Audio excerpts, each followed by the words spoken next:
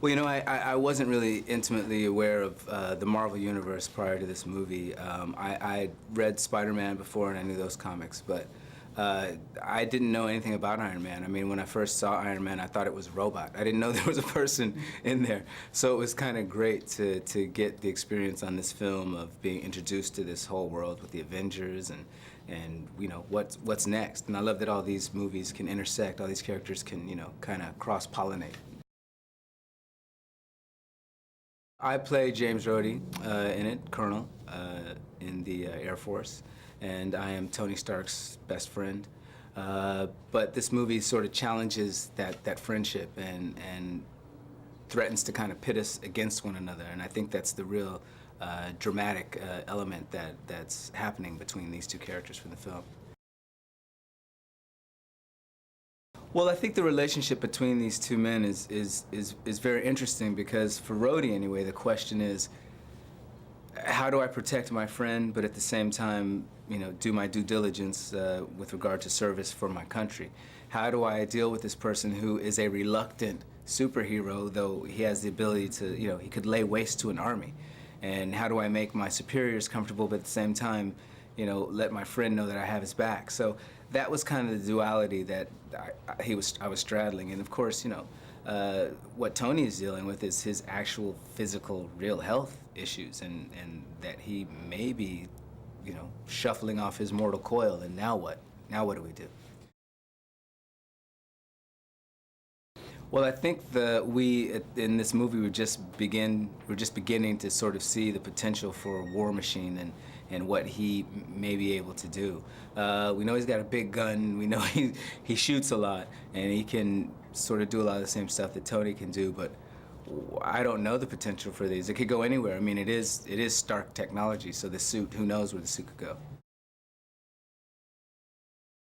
In a lot of the fight scenes, we did discuss often on the set, Robert, myself, Jon Favreau, Kevin Feige, the whole crew, were discussing what are the differences between the two suits and what can this prototype do that under Rhodey's instruction was sort of tricked out by Justin Hammer versus what Tony Stark's Iron Man suit can do.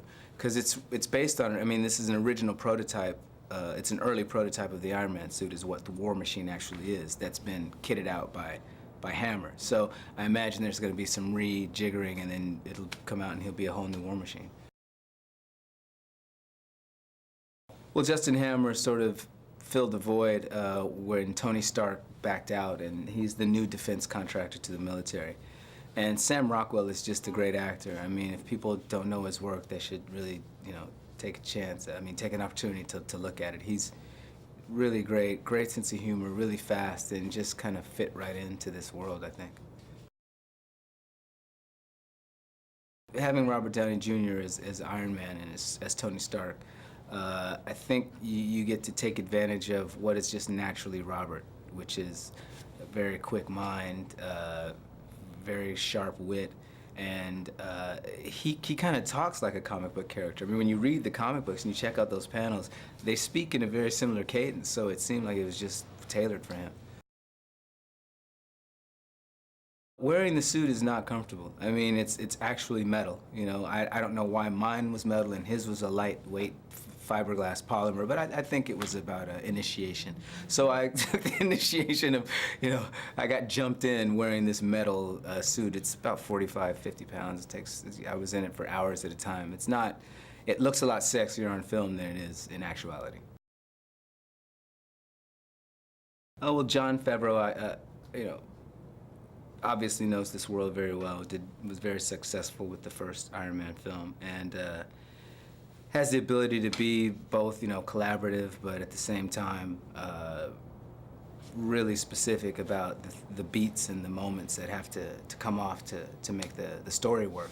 So it was great to have a director who didn't just want to get through with the acting so that we can get some special effects, but actually worked in the opposite way, that wanted everything to come organically out of what the character's needs were.